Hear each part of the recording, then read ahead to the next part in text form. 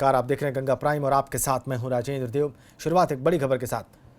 ऐसे वक्त में जब देश संकटों से घिरा है, कोरोना की महामारी दिन ब दिन विकराल रूप धारण करती जा रही है। उद्योग धंधे बंद होने से अर्थव्यवस्था का बुरा हाल है। 2019-20 की चौथी तिमाही में विकास दर गिरकर 3.1% रह गई। तब भारत इस मुसीबत से कैसे बाहर निकलेगा? प्रधानमंत्री मोदी ने देश के नाम अपनी चिट्ठी में इसका रोडमैप बताया है। उन्होंने कहा है कि देशवासियों की आशाओं आकांक्षाओं की पूर्ति करते हुए हम तेज गति से आगे बढ़ ही रहे थे कि कोरोना वैश्विक महामारी ने भारत को भी घेर लिया। कई लोगों ने आशंका जताई थी कि जब कोरोना भारत पर हमला करेगा तो भारत पूरी दुनिया के लिए संकट बन जाएगा, लेकिन आज सभी देशवासियों ने भारत को देखने का नजरिया बदल कर रख दिया है। प्रधानमंत्री ने अपनी चिट्ठी में कोरोना पर जीत के लिए देश के दृढ़ संकल्प को भी सलाम किया। चिट्ठी में ताली थाली बजाने, दिया जलाने, कोरोना वॉरियर्स को सेना के सलाम और जनता कर्फ्यू और लॉकडाउन के सख्ती से पालन के लिए पीएम ने सबका आभार जताया है।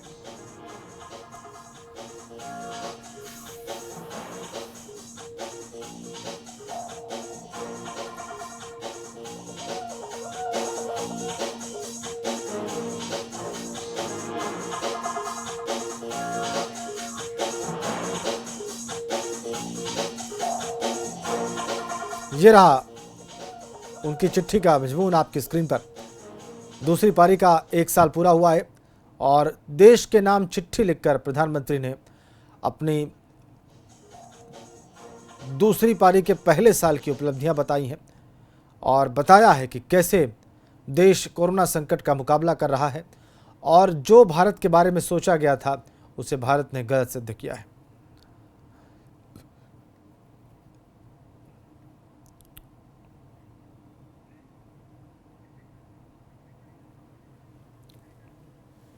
बड़ी खबर, जम्मू कश्मीर में आतंकियों से सेना की मुठभेड़ जारी है। वानपोरा में आतंकियों से मुठभेड़ चल रही है। पुलिस, आर्मी और सीआरपीएफ की टीमें आतंकियों से लोहा ले रही हैं। बड़ी खबर, वानपोरा में आतंकियों से मुठभेड़ चल रही है सेना की जम्मू कश्मीर में।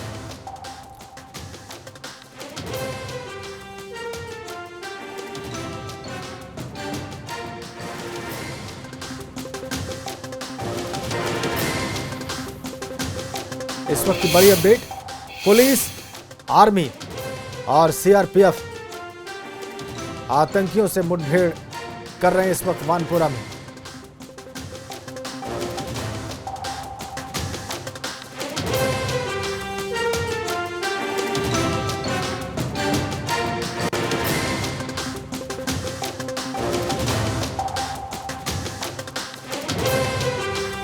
बड़ी अपडेट जम्मू कश्मीर से इस वक्त हमारे पास। आतंकियों से सेना की मुठभेड़ जम्मू कश्मीर में।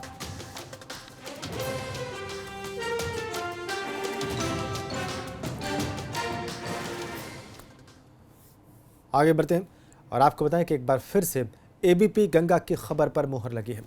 एबीपी गंगा ने पहले ही बताया था कि सरकारी स्कूलों के छात्रों को बड़ी सौगात मिलने जा रही है और अब शासन से आदेश भी आ गया है कि छात्रों को एमडीएम का खाद्यान्न और कन्वर्जन कॉस्ट दिया जाए। इसके लिए शिक्षकों को डिटेल जुटाने के निर्देश भी दे दिए गए। इससे करीब 1 करोड़ 80 लाख छात्रों को फायदा मिलेगा।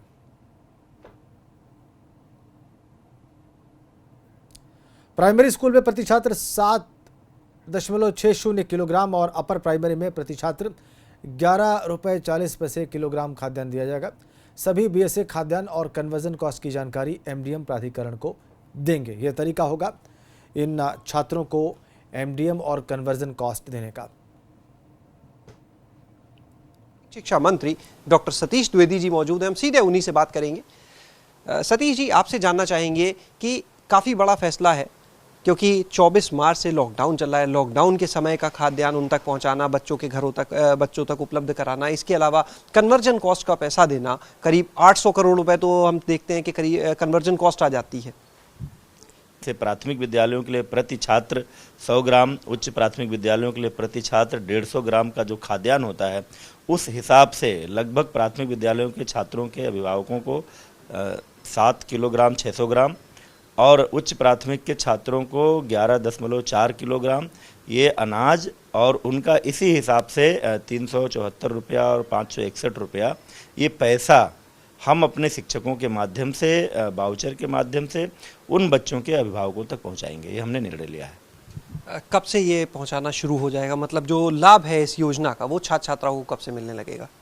ये अभी तो आदेश जारी हुआ है और इसका एक सिस्टम बनाएंगे हम लोग। हमारे खंड शिक्षा अधिकारी पूरा डिटेल जो डेटा है वो शिक्षकों को उपलब्ध कराएंगे, एक स्कूल के कितने छात्र छात्राएं हैं, क्योंकि मानव संपदा पोर्टल पर हमारे पास पूरा डेटा है। उस हिसाब से हमारे जो टीचर हैं वो वाउचर जारी करेंगे और उस वाउचर को लेकर कोटेदार के पास जाएंगे छात्रों के अभिभावक, तो उनको निःशुल्क वो राशन मिल जाएगा। बहुत बहुत शुक्रिया बात करने के लिए। तो यहाँ पर हमने सुना बेसिक शिक्षा मंत्री जी को, जिन्होंने साफ तौर पर बताया कि किस तरह से कोटेदार के माध्यम से जो खाद्यान्न है इतने समय का, जो 76 दिन का, उसका कैलकुलेशन करके वो सभी छात्रों तक पहुंचाया जाएगा। यानी उनके घर के लोग जो हैं वो कोटेदार तक पहुंचेंगे, एक विशेष वाउचर होगा उनके पास, वो दिखाएंगे और उन्हें खाद्यान्न मिल जाएगा। दूसरी तरफ जो अभिभावक हैं उनके बैंक खातों में प्राइमरी स्कूल के छात्रों के लिए एक अलग रकम निर्धारित की गई है और अपर प्राइमरी के लिए अलग, वो रकम सीधे उनके खातों में पहुंचाई जाएगी।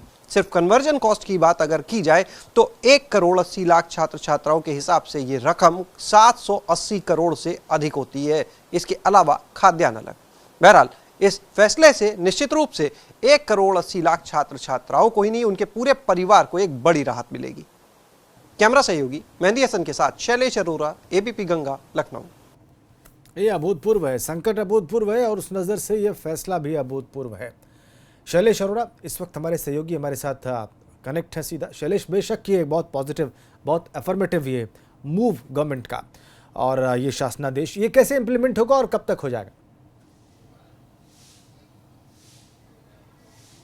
राजन, देखिए, पहले तो हम ये बता दें कि केंद्र सरकार ने कुछ समय पहले ये घोषणा कर दी थी कि इस बार गर्मी की छुट्टियों में भी जो छात्र छात्राओं को मिड डे मील दिया जाता है उसका खाद्यान्न उपलब्ध कराया जाएगा। वहीं दूसरी ओर सुप्रीम कोर्ट ने भी एक आदेश दिया था कि बच्चों तक खाना पहुंचाना एमडीएम का सुनिश्चित किया जाए, लेकिन लॉकडाउन है, स्कूल बंद है, ऐसे में कैसे पहुंचता।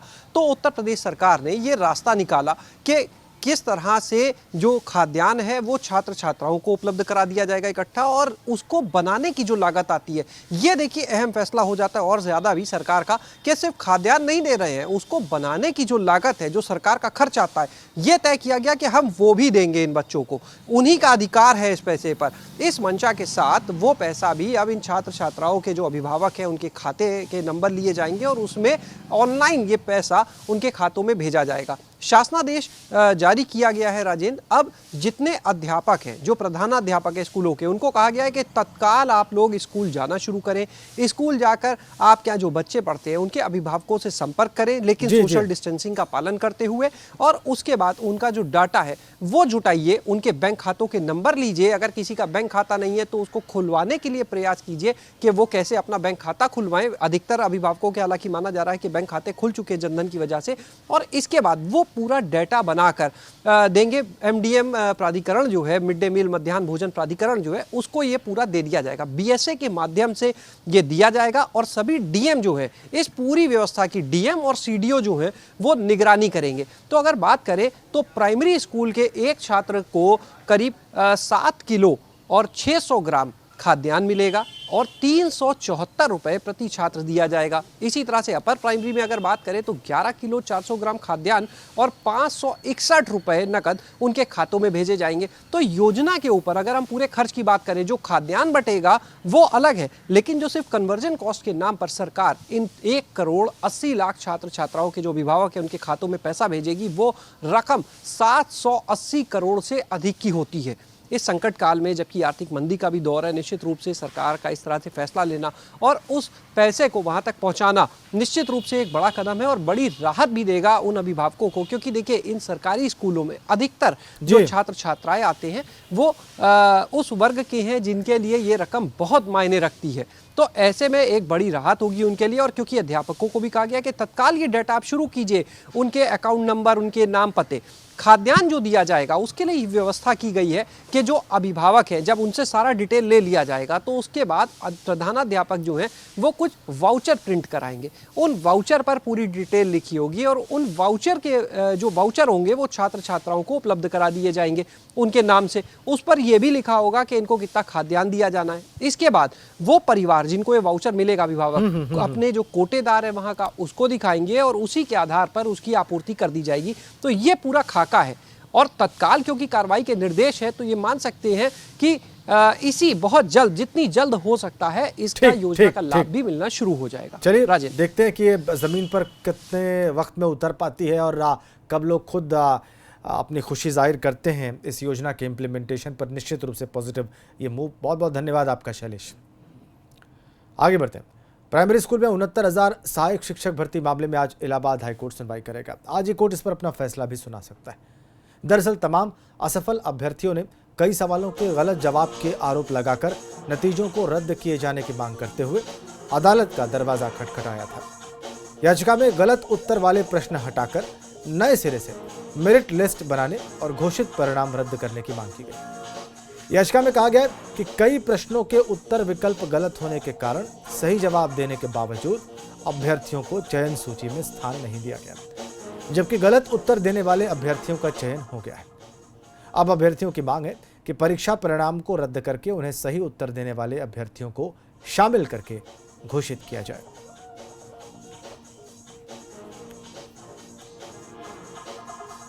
तो 69,000 शिक्षक भर्ती मामले में फंसा हुआ है पेंच। आज ही सुनवाई करेगा कोर्ट और आज ही फैसला भी दे सकता है। गलत उत्तर वाले प्रश्न हटाकर नई मेरिट लिस्ट बने, यह है मांग छात्रों की, और घोषित जो परिणाम है उन्हें फौरन रद्द किया जाए।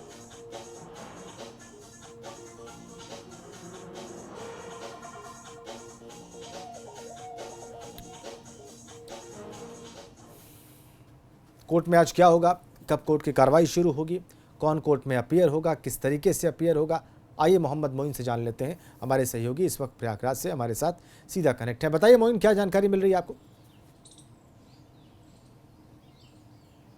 जी बिल्कुल, उत्तर प्रदेश के प्राइमरी स्कूलों में 69,000 असिस्टेंट टीचर्स भर्ती का जो मामला है, उसमें जो विवादों का साया है वो लगातार जारी है और थमने का नाम नहीं ले रहा है।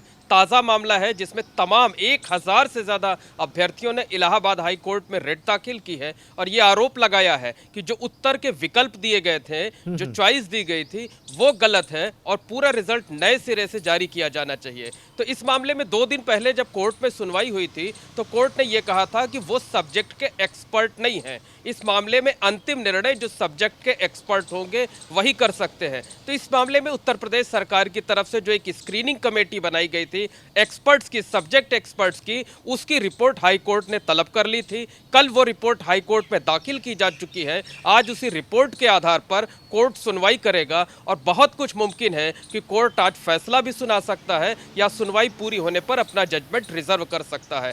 तो एक राहत की बात उत्तर प्रदेश सरकार के लिए ये है कि कोर्ट ने जिस तरह के संकेत दिए हैं, उस संकेत से ये लगता है कि एक्सपर्ट कमेटी की रिपोर्ट के आधार पर रिजल्ट जारी किया गया था। तो ऐसे संकेत कोर्ट की तरफ से मिले हैं कि कोर्ट उसी पर अपनी मुहर लगा सकता है। हालांकि सरकार के लिए एक जो दिक्कत वाली बात यह है कि जो 10% गरीब सवर्णों को आरक्षण दिए जाने का प्रावधान है, पिछले साल से ही वो कानून की शक्ल ले चुका है। तो इस रिजल्ट में 10% गरीब सवर्णों को आरक्षण नहीं दिया गया, तो उसके खिलाफ भी तमाम अभ्यर्थियों ने याचिकाएं दाखिल कर रखी हैं। उस पर भी आज कोर्ट में सुनवाई होनी है। तो देखना यह होगा कि जो 2 अलग अलग बिंदु हैं उन पर कोर्ट का रुख क्या रहता है, कोर्ट क्या कुछ तय करता है और इसमें अभ्यर्थियों को राहत मिलती है या उत्तर प्रदेश सरकार को राहत मिलती है। बिल्कुल मोइन, आप नज़र बना के रखिए, हम आपसे आगे भी अपडेट लेंगे। आपने बहुत ही महत्वपूर्ण जानकारियां दी इस मसले से जुड़ी, बहुत शुक्रिया आपका। आगे बढ़ते हैं। विवादित ढांचा विध्वंस पर बोले हैं इकबाल अंसारी। विध्वंस के सभी आरोपियों को कि उनकी सजा माफ हुई है, उनका कहना है। कोर्ट के फैसले का सम्मान, अब सारा विवाद खत्म। सीबीआई की विशेष अदालत में मामला चल रहा है और उमा भारती समेत करीब 32 आरोपी हैं इसमें। मुरली मनोहर जोशी, कल्याण सिंह, लाल कृष्ण आडवाणी, ये सब आरोपी हैं। अब इकबाल अंसारी कह रहे हैं कि मामला खत्म कर दिया जाए। अगर विध्वंस मामला चलेगा तो ये हिंदू मुस्लिम सौहार्द की जो स्थितियां बन रही हैं उसके विपरीत जाएगा। ये इकबाल अंसारी का कहना है, जो कि बाबरी मस्जिद मामले में पैरवीकार रहे हैं, बाबरी मस्जिद के पैरोकार रहे हैं, वो और उनके पिता दोनों। तो अब ये कह रहे हैं कि चूंकि ये मामला कोर्ट ने समाप्त कर दिया है, इसलिए ये मामला भी समाप्त हो जाना चाहिए। लेकिन सुप्रीम कोर्ट ने स्पष्ट किया था कि यह मामला चलेगा अपने फैसले में, क्योंकि बाबरी ढांचे को गिराया जाना, विवादित ढांचे को गिराया जाना, विध्वंस किया जाना एक क्रिमिनल एक्ट था, इसको सुप्रीम कोर्ट ने माना था। अब इकबाल अंसारी कह रहे हैं कि नहीं, सरकार वो सारा मामला खत्म कर दे। क्या कहा उन्होंने, देखिए। ये भी मसला जो है बाबरी मस्जिद राम जन्मभूमि से लगा हुआ था। हम ये चाहते हैं कि हिंदू में और मुस्लिम का कोई विवाद ना रहे, क्योंकि ये हमारे देश का मसला है। और जो है बाबरी मस्जिद राम जन्मभूमि, ये राजनीति में 28 साल घूमता रहा। सुप्रीम कोर्ट ने मंदिर हक में फैसला कर दिया, फैसला आ गया, सारे हिंदू मुसलमानों ने उसका सम्मान किया है। अब हम चाहते हैं कि विध्वंस में जितने भी आरोपी हैं, सरकार इन लोगों को भी जो है जैसा भी चाहे इस मामले को खत्म करे, क्योंकि अब इससे राजनीति नहीं होनी चाहिए। इस बयान के साथ ही वक्त ब्रेक का।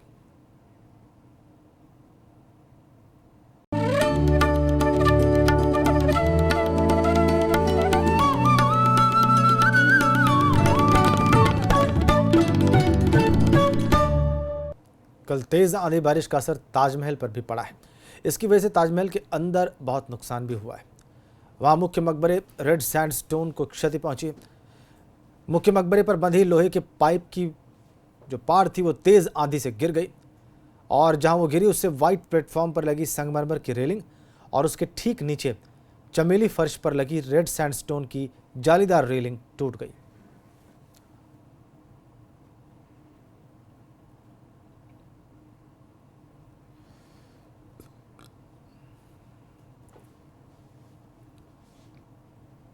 देखिए आप, ताजमहल के अंदर जो नुकसान हुआ उसकी तस्वीर हम आपको दिखा रहे हैं। कल बहुत तेज आंधी और बारिश आई और उसी वजह से यह नुकसान हुआ। रेड सैंडस्टोन की रेलिंग टूटी, मुख्य गुंबद में एक पाइप गिरा।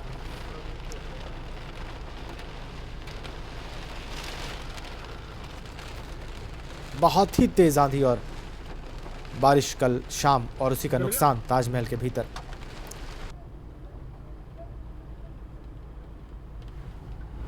नुकसान की तस्वीरें भी हम आपको दिखा रहे हैं।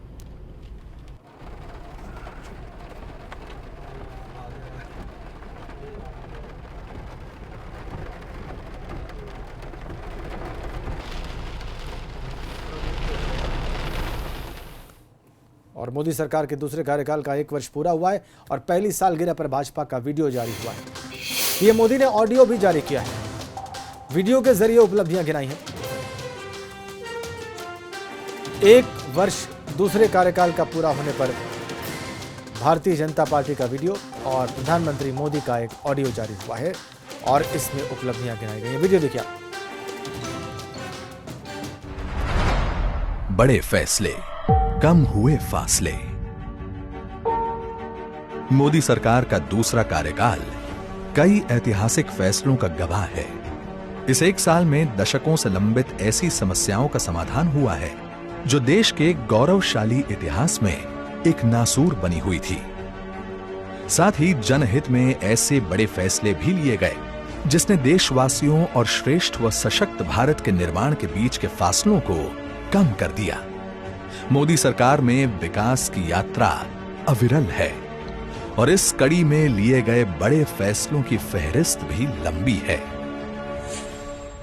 जल शक्ति मंत्रालय 31 मई 2019 को देश में पहली बार जल शक्ति मंत्रालय का गठन हुआ। नए मंत्रालय के गठन का उद्देश्य साफ है कि साल 2024 तक देश के हर घर में नल से स्वच्छ जल पहुंच सके, लोगों को बूंद बूंद पानी को न तरसना पड़े और ग्रामीणों तथा साफ पानी के बीच मीलों के फासलों को मिटाया जा सके। आत्मनिर्भर भारत पैकेज न सिर्फ कोरोना संकट में देश और जरूरतमंदों को उबारने के लिए, बल्कि देश में संरचनात्मक सुधार लाकर देश को आत्मनिर्भर बनाने के लिए मोदी सरकार करीब 20 लाख करोड़ रुपए का आत्मनिर्भर पैकेज लेकर आई है। इसमें लेबर, लॉज, लैंड, लिक्विडिटी से संबंधित क्षेत्रों में आमूलचूल परिवर्तन किए गए हैं। सभी क्षेत्रों में ढांचागत सुधार कर एक लॉन्ग टर्म विजन के साथ भारत आत्मनिर्भरता की ओर आगे बढ़े और भविष्य की किसी भी चुनौती का सामना दृढ़ता से कर सके, ऐसी परिकल्पना के साथ इस पैकेज का खाका बुना गया है।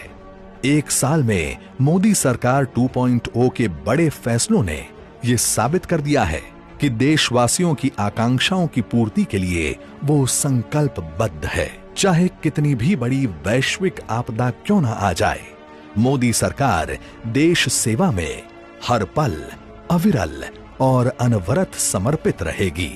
तभी तो कहते हैं कि मोदी सरकार ने अपने दूसरे कार्यकाल में जब राष्ट्र में लिए बड़े फैसले तो कम हुए हैं फासले।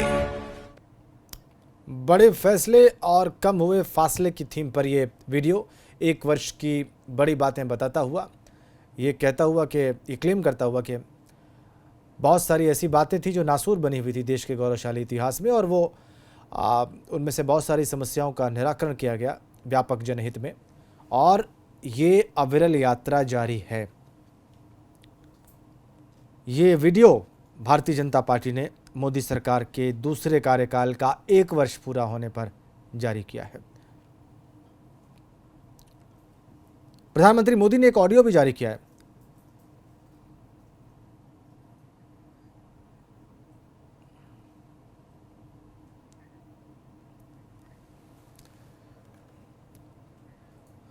और पहली सालगिरह पर गृह मंत्री अमित शाह ने बधाई दी है। 1 साल में कई ऐतिहासिक उपलब्धियां और 6 साल में कई ऐतिहासिक गलतियों को सुधारा है, ये उन्होंने कहा है।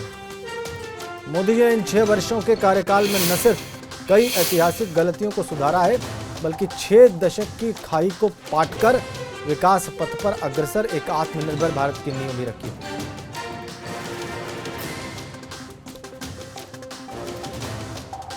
उनका यह भी कहना है कि जन कल्याणकारी योजनाओं को घर घर पहुंचाया गया है।